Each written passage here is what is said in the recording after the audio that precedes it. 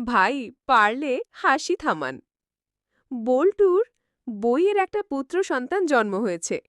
তাই বল্টু খুব খুশি হয়ে সর্বপ্রথম সাংবাদিকের অফিসে ফোন করে বলল, আমি ৩ কেজি ওজনের একটা সোনা পেয়েছি।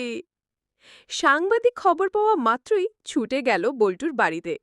গিয়ে বল্টুর বউকে বলল, বল্টু বাড়িতে আছেন কি?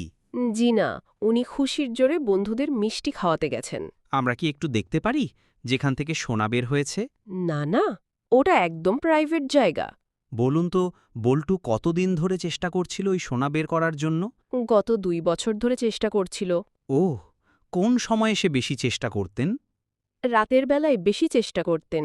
বল্টু নিশ্চয়ই খুব পরিশ্রম করেছিলেন, তাই না? অবশ্যই, পুরো শরীর ঘামে ভিজে যেত।